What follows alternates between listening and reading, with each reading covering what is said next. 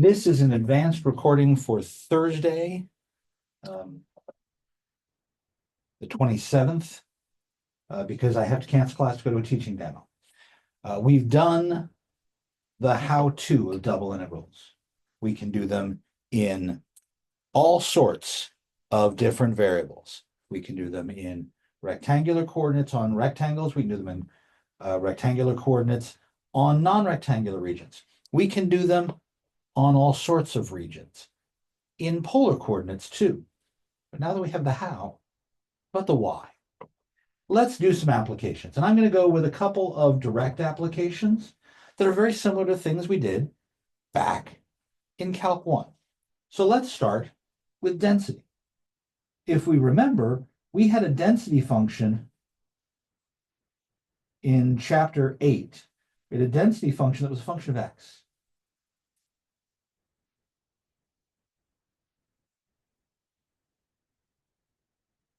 Well, now I'm going to think about the density of an object in 2 dimensions.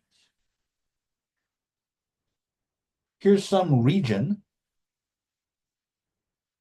and we can think of a density function on this region in x and y. And now I can ask, okay, if we know the density, how much does this thing weigh? Well, mass is density times volume when your density is in grams per cubic centimeter, but this is a function along an area.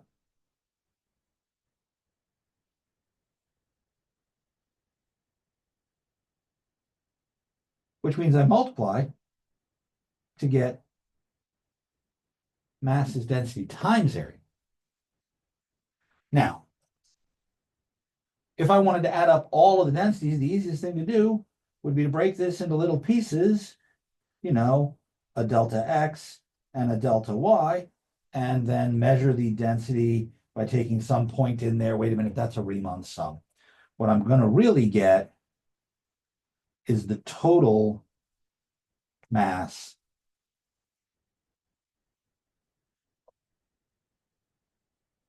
is the double integral, because it'll be the limit of that Riemann sum. Now, we think of this as an object of uniform thickness whose density varies. We could also think of it as a solid object whose physical height changes in different places and therefore would weigh more in certain places than others. An example. I'm going to use the region that's a fairly straightforward region. R lies between y equals x plus 2 and y equals x squared. And it's the bounded region. So what I need to do is I need to know what the boundaries are. Let's draw our picture so we can figure out how to describe this region. Well, y equals x squared, that's a parabola. Y equals x plus 2 is a line. Oh, there we go. Here's our region R. The bounded piece of this. Okay. What are the intersection coordinates? X squared equals x plus 2, or x squared minus x minus 2 equals 0. Factor that. So this x value is -1. This x value is 2. And that makes this the point -1, 1. You plug into x squared. And this the point 2, 4. Ta-da! So, is this a type 1 region or a type 2 region?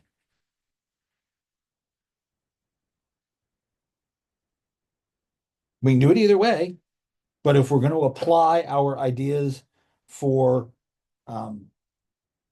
iterated integrals, use Fubini's theorem, I should be able to write this as one kind of region.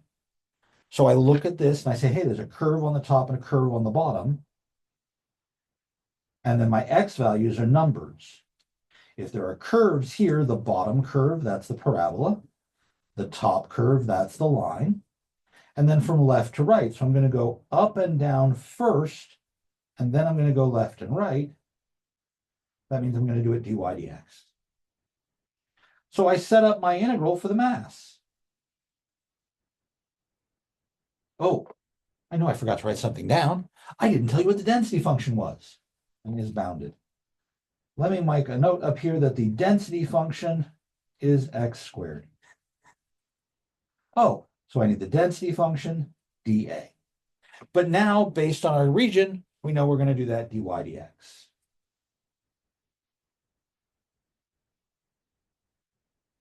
And in that case, my inner limits are x squared and x plus 2. My outer limits are -1 and 2.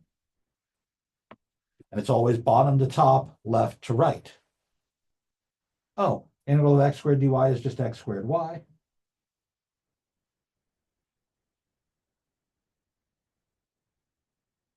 Remember, we still have the x integral. So I can't get rid of that integration. So that's x plus 2 minus x squared in for y. X squared times x plus 2 minus x squared. I still am integrating with respect to x. Multiply it through, it'll be easier. -1 to 2, x cubed plus 2x squared minus x to the 4th dx. And I'm back to Calc 1 integrals. X to the 4th over 4, 2/3 x cubed, x to the 5th over 5, evaluated between -1 and 2. Plug in 2. 16 over 4 is 4. 8 times 2/3 is 16/3. 32 over 5. Plug in -1. -1 to the 4th. -1 to the 3rd is negative, so that becomes a -2/3. -1 to the 5th is negative, that becomes a plus 1/5. Carry through your signs, and we get 4 plus 16/3 minus 32 over 5, minus a 4th plus 2/3 minus a 5th. That's going to give me 18 over 3 in the thirds. 18 over 3 is 6. So that's 4 plus 6.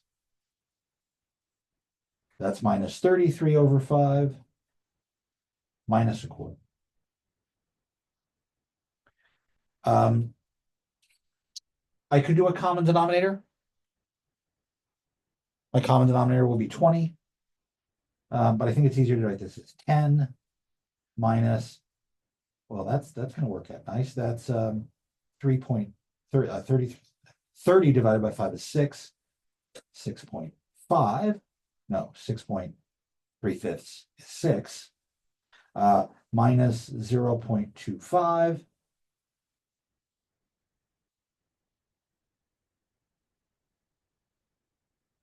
Which is 3.4 minus 0.25, which is 3.1. There we go. If you've done it in fractions, you get 63 over 20.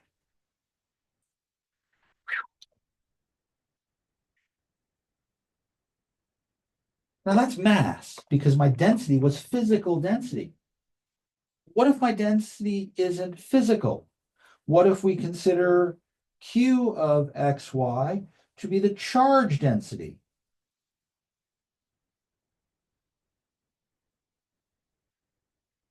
Well, then we're measuring electricity. And we can decide what the net charge on our molecule is, right? We can decide whether this is a cation or an anion. Oh, I can think about P of xy as a probability function, psi of xy. And probability density functions like this are exactly what you use in quantum to talk about the probability density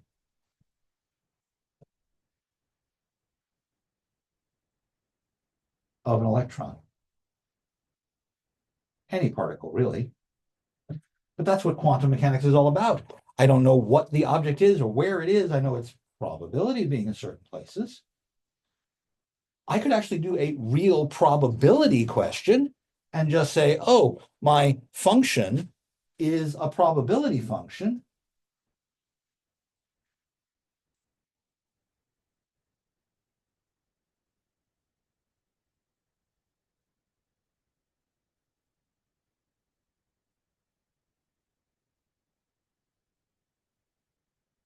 Only this time it's dependent on two things. So it's not the probability of just one, it's a joint probability of two things happening together. Again, as long as what I have is a density function,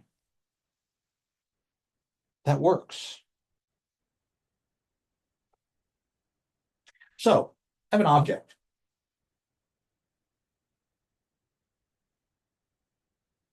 I take this object and I find its mass. I then take this object and do something with it. On our Canvas page, you'll see a video. The video is about centers of mass. It's from the MIT labs. And it talks about what happens when we throw objects and look at what the centers of mass do. I have here a Australian boomerang that my parents actually brought me when they went to Sydney in the 80s. Aboriginal design, Australian, but a very, please notice, it says this is a returning boomerang. It's got a 20-degree lift on the wing here. So when I throw this properly, which I'm not going to demonstrate indoors because I'll break something, probably myself, it starts to spin. So let's consider the boomerang, for which this is a crappy job. And I could ask, where is it spinning around?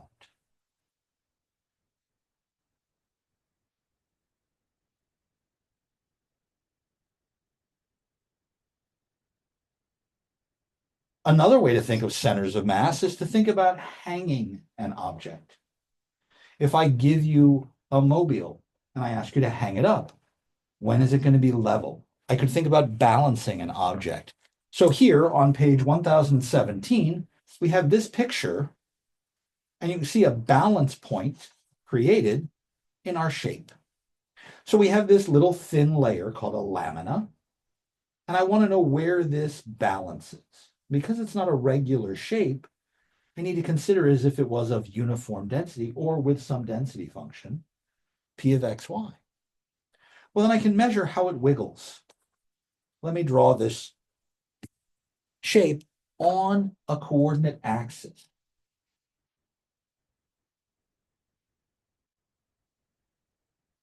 And I could ask, where's the x value it's going to spin around? Somewhere there's an x where it'll be the same balance on the left and right. And it'll have some sort of spin this way. Well, that's around the y-axis. So we're going to call that the moment in y.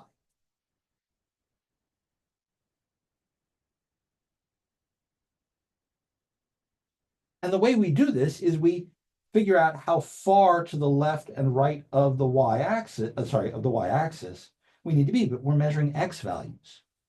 So my is actually found by doing the double integral over my region, domain D, of x times my density function.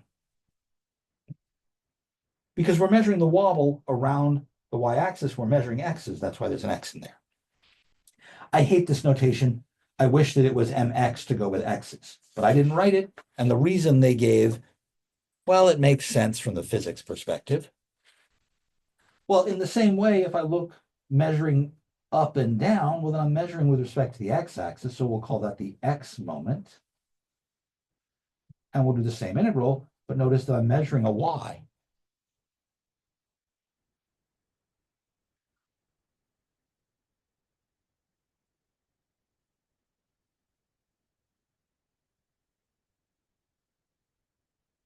And then if I take the ratio of those to the mass, I get the center of mass.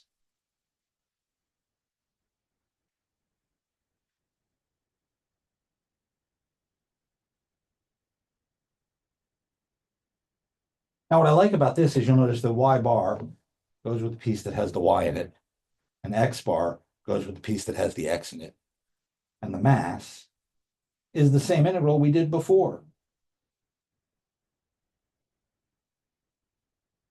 If my density function is 1, then we call this the centroid. Otherwise, we call it center of mass.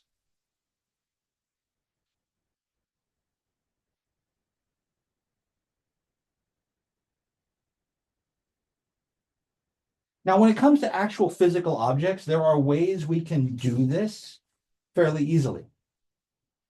For example, if you have my boomerang, you could physically hang it by one end and then draw a line straight down. Then hang it by a different point and draw a line straight down. And those two lines cross at the center of mass.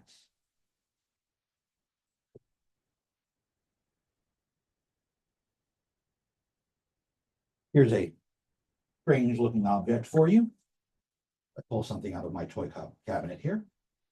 A strange looking object, and I want to measure its center of mass. The easiest way to do it, rather than to try and do the actual calculations, if I have the physical object, is to hang it by a point.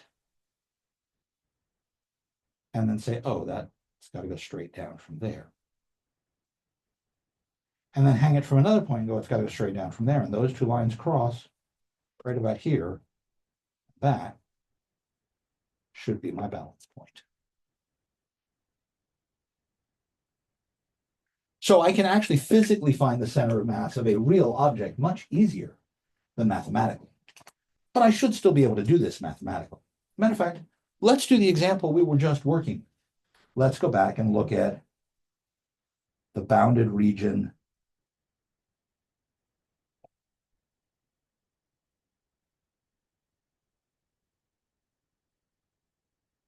and let's find the center of that.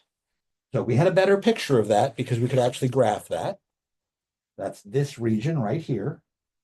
I want to know where to balance that. Now remember, this is heavier out towards the edge when x is larger than it is in the middle. This is not the same density all the way across. So let's figure out where to balance this.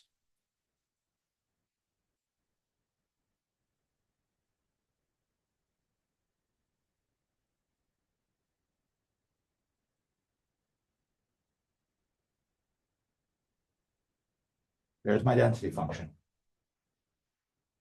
So I need to calculate my moments. Let's calculate the y moment first.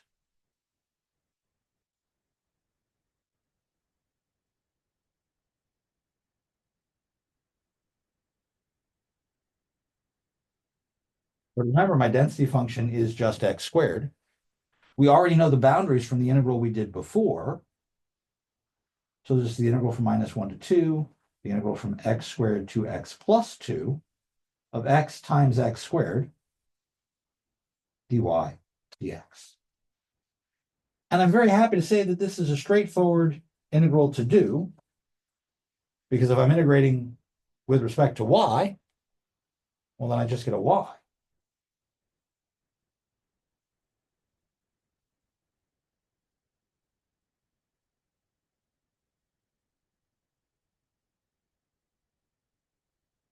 But that means I'm going to get an x plus 2 minus an x squared.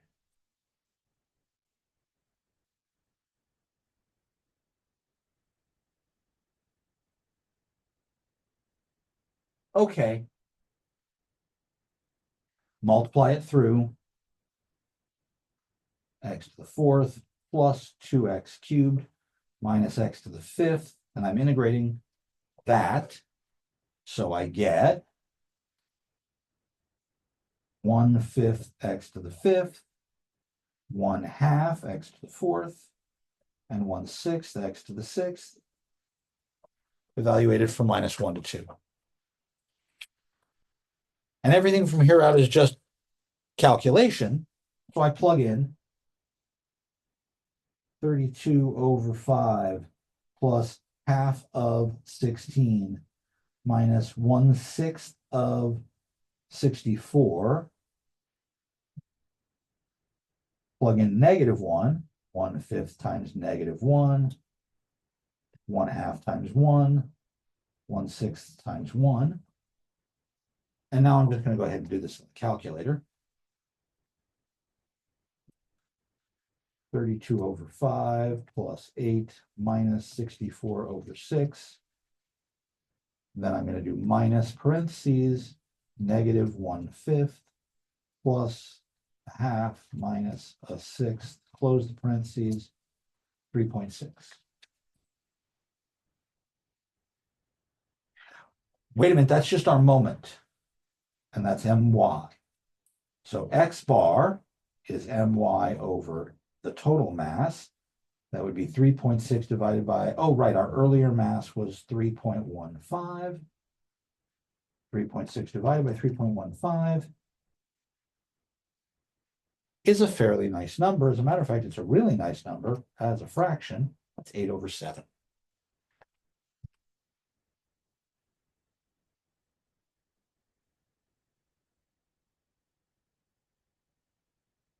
Or 1.14, which means that this region is lopsided to the right.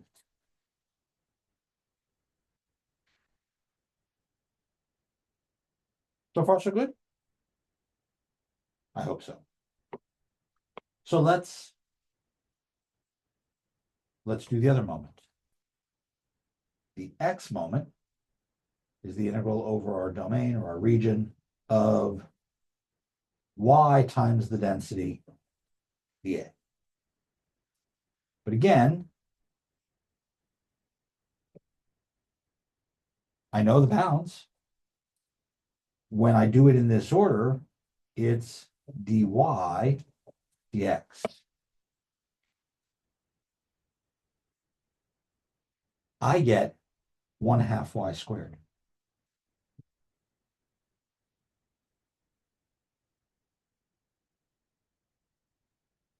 And that's evaluated for these two expressions.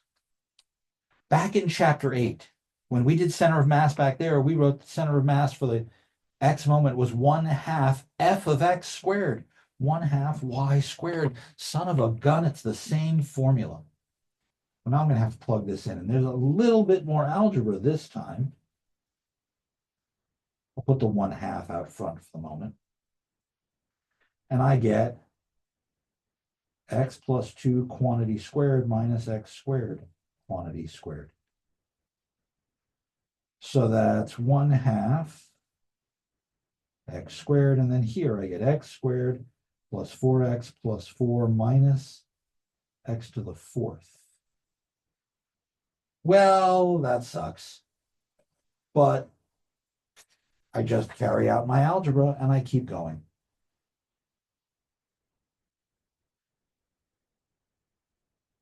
X to the 4th plus 4x cubed plus 4x squared minus x to the 6th, and that's what I'm going to integrate. Oh, this is going to be messy. Remember this big 1/2 out here. 1/5 x to the 5th plus x to the 4th plus 4/3 x cubed minus 1/7 x to the 7th, evaluated between -1 and 2. Plug in 2, plug in -1.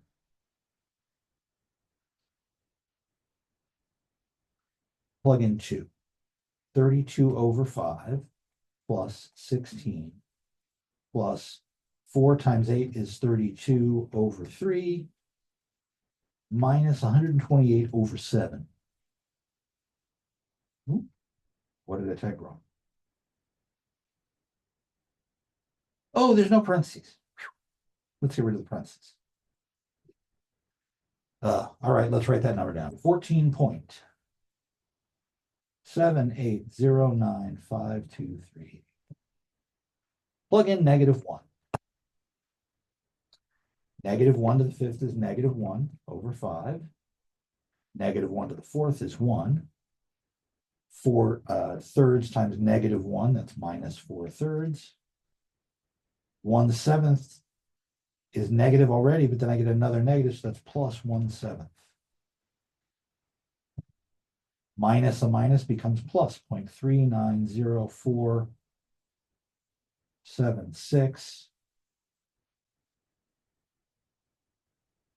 etc. Add that to the 14.7.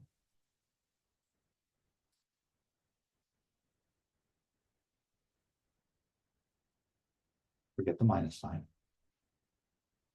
Okay, I get 15.17, which I then have to divide by 2.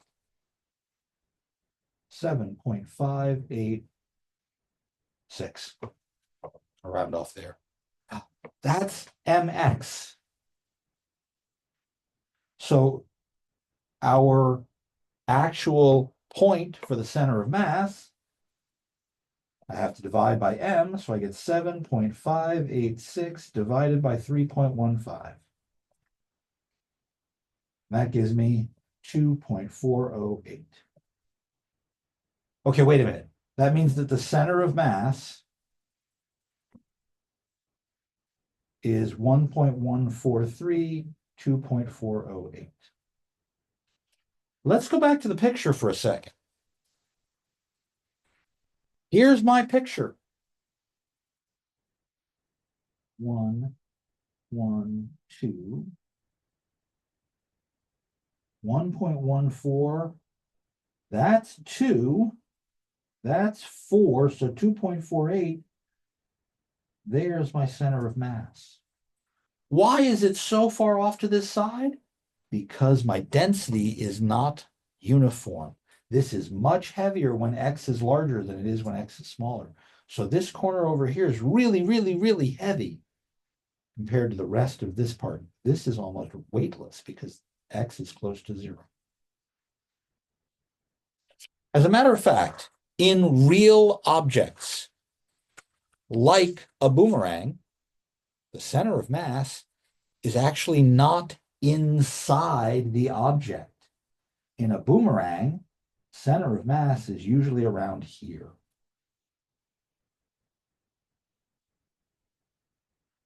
And I have a video, again, it's on our Canvas page. There's a link to the video showing a boomerang in flight, and you can watch where its center is.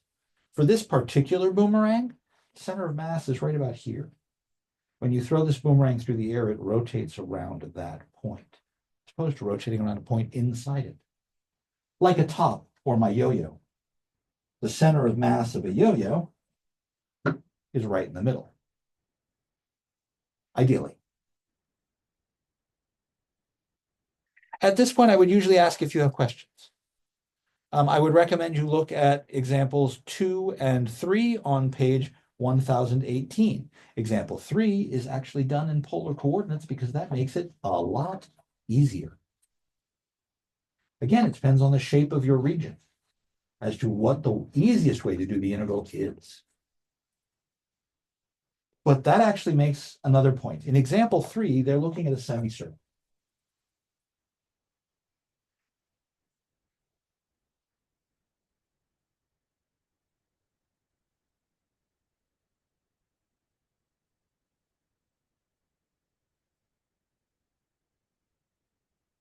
So that's the upper half of the semicircle of radius A.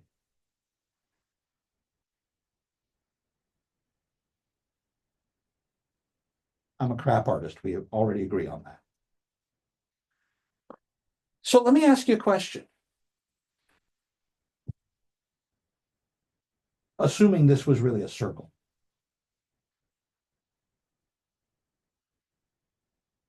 If the density is uniform, or if the density is symmetric,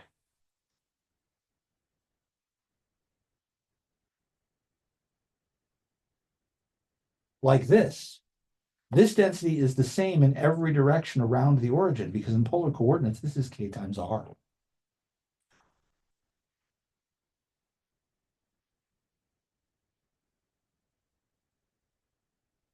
Now that you know that, where should the center of mass be? Oh, it should be somewhere along the line y equals 0.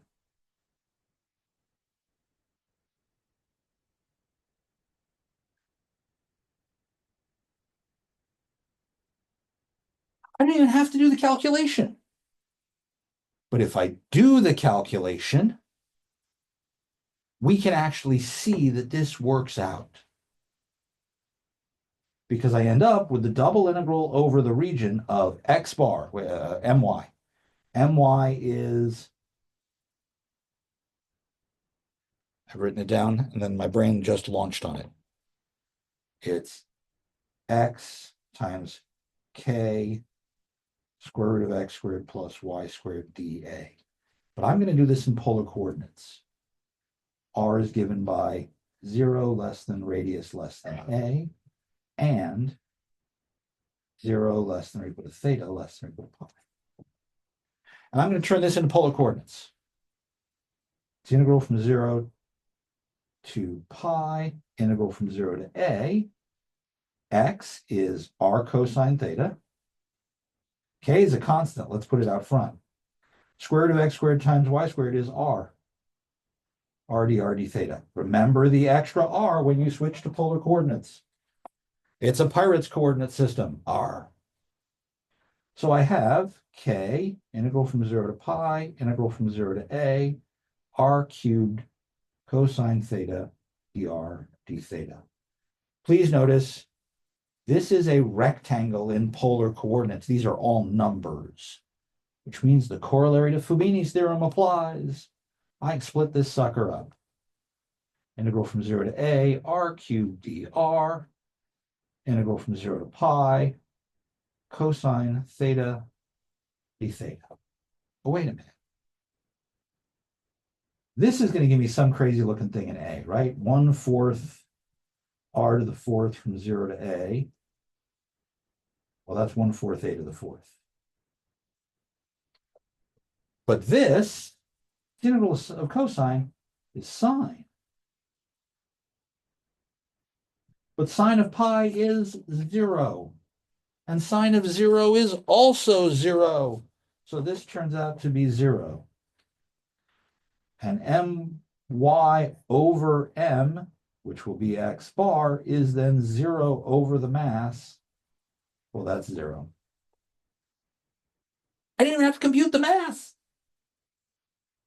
And even if I hadn't done any noticing of the symmetry, calculation bears it out. Whew. Now, I am a defrocked physicist. I was a physics and chemistry student before I was a mathematician.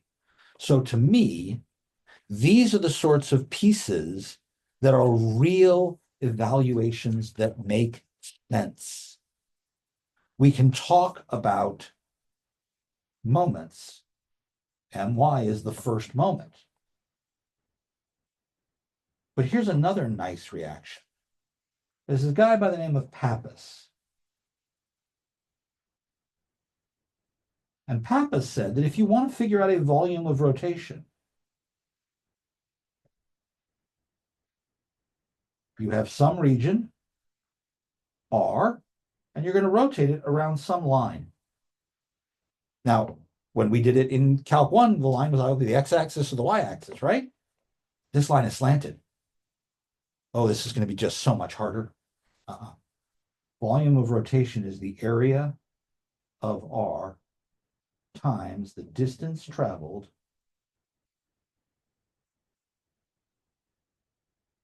by the center of mass around the line. So wherever your center of mass is, it's going to go in a circle around your line, and the radius of that circle is the distance from the point x bar y bar to the line. We don't have a formula for the distance from a point to the line. Chapter 12, section 5. We had that. If I know what the centroid of my region is, I can find the volume.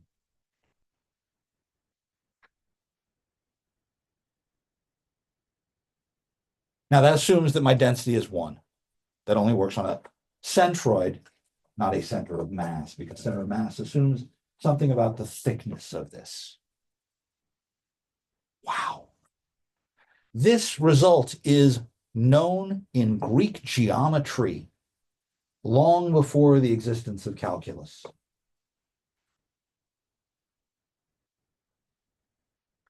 this point, I would again ask you about questions.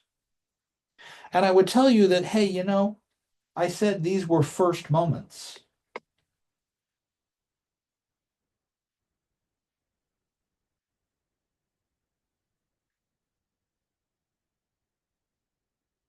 If those are first, there must be others.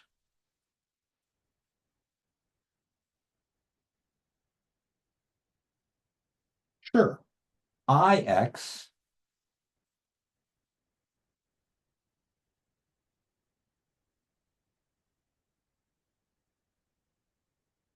that should be a density rho. Ix is the double integral over the region of y squared instead of y.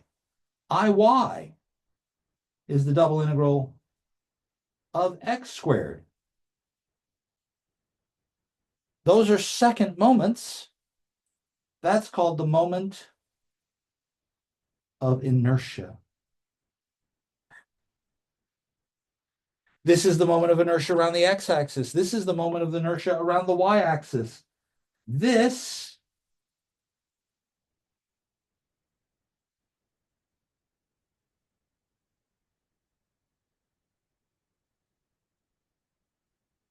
is the moment of inertia around the pole, around the origin. Oops. But notice I0 is Ix plus Iy. I'm just adding the x squared and the y squared. And in polar coordinates, that's going to be r squared.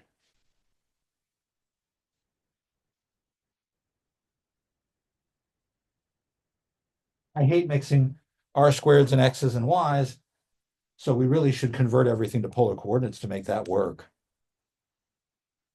But if that's the case, then I can think about where the center of mass is and where the moment of inertia point is.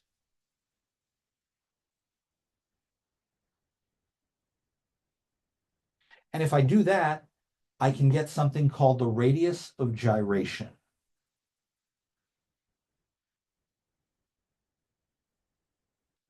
Now, gyration comes from the word gyrate. Anybody know what the word gyrate means?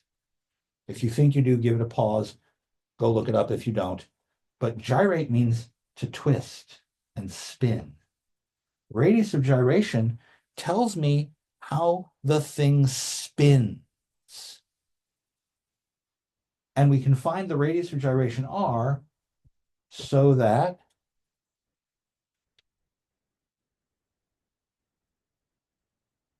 r squared is I over m, whether that's with respect to x or y or the origin. If we're thinking about a spinning object, we want I0.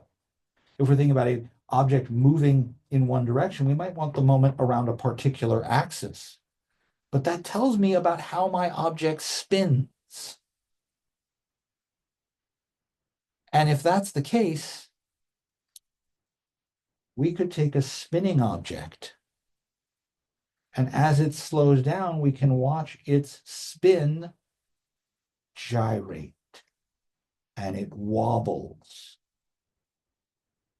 Any spinning top will gyrate to conserve momentum and inertia. That's exactly what this spinning top does. Nope, didn't spin it fast enough. Hang on a moment. You know, it's lopsided. It's gyrating. That's the spinning top. So glad I have all these toys. Again, at this point, I would normally ask you about questions. Radius of gyration is on page 1020.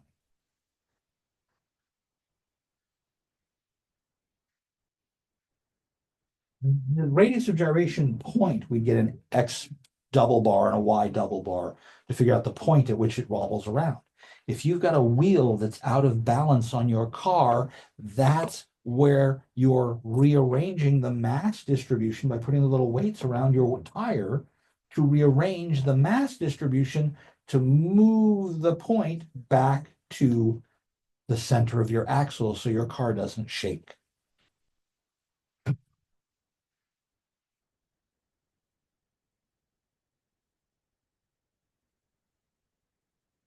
Okay. Another comment about probability.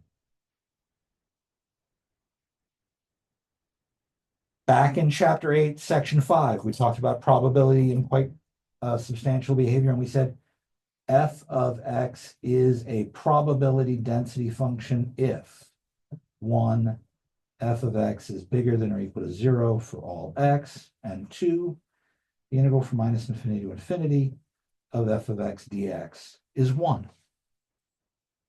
Well, if I have two different things that are happening, I can think about a probability density function for two variables.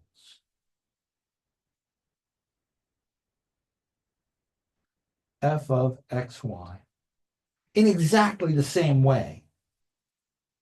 F of xy is always bigger than or equal to 0, and the double integral from minus infinity to infinity of f of xy dA must be 1. Now, it depends on what kind of a function we've got.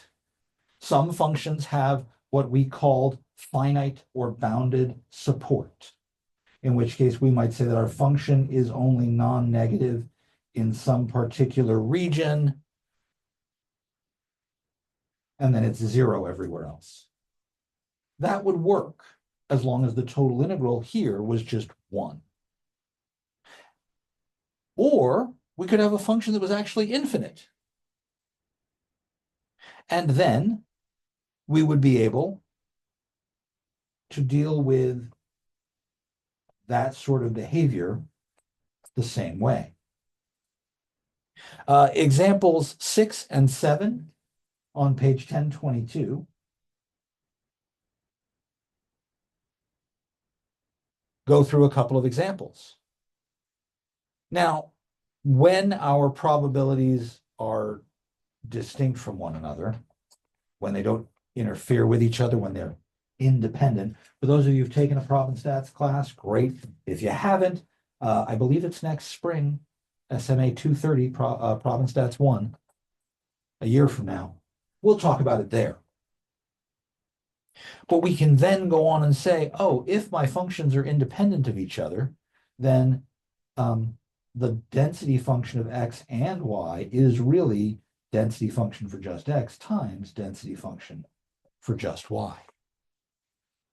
So, for example, you get into a line for a movie theater, you've got a waiting time, you have to wait 10 minutes. And then if you go to the snack bar, the waiting time in line is, I don't know, 5 minutes on average. Well, we had a waiting time formula. We said that the probability for waiting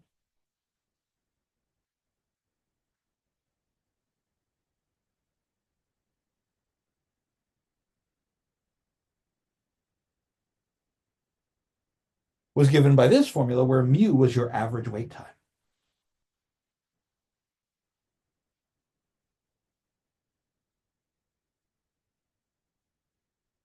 This formula was back in chapter 8. Again, not expecting to have it memorized, to be able to recite it. But now if I said you've got to wait in the first line and the average wait time is 10 minutes, if we let X be the first line, the line to buy tickets, then your function of X is 1/10 e to the negative X over 10. And then you wait in the concession line, and the average wait time for that is 5 minutes.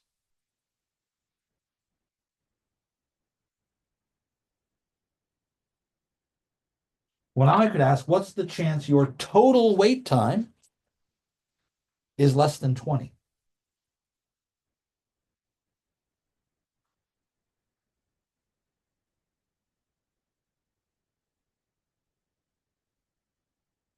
Total weight. Oh, okay, wait a minute.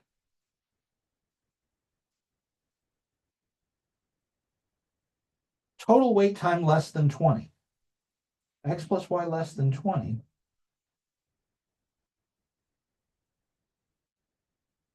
That would be this region, where this is the line, Y equals minus X plus 20, or X plus Y equals 20. And then I can say the chance of weighting less than or equal to 20 is the double integral over this region of 1 over 10 e to the minus x over 10 times 1 over 5 e to the minus y over 5 dA. And now it's up to you to decide if you're going to do this dx dy or dy dx. Type 1 or type 2, you can do it either way.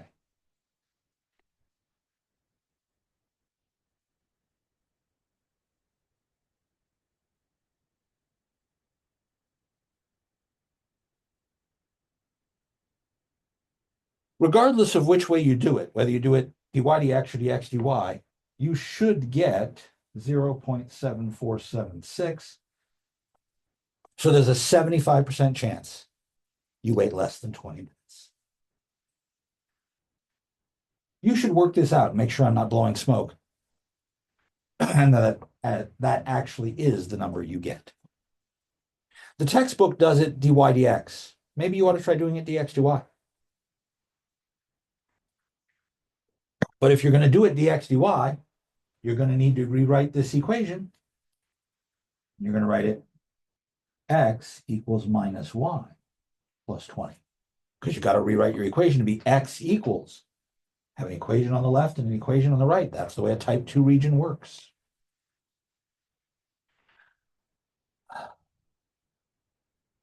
If these measure probability, I gave you the average wait time. But what if I give you the probability and then ask you what the average is? Well, those are called expected values.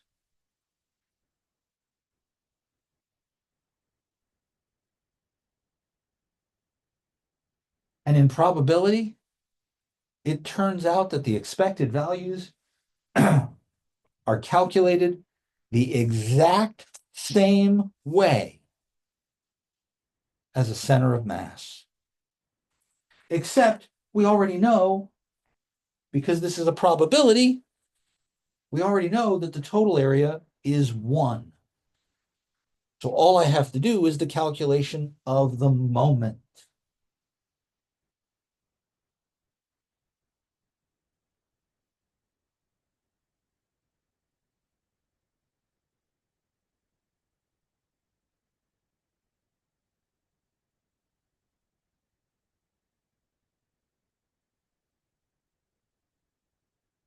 So a center of mass is also an expected value. It's the exact same calculation, just addressed in a different scenario. And that's why way back here, I said it doesn't matter what our density function is. A mathematical probability is a probability density function. And I treat it just like I treat physical density. Oh, hallelujah. Okay, ladies and gentlemen, thank you for indulging me again, is that I had to go and do another teaching demo, sit in and observe. So that's why I pre-recorded this. And that means that since this is Thursday, on Friday, we will have class as normal. I will see you all then. I hope you have a wonderful rest of your day. Thank you.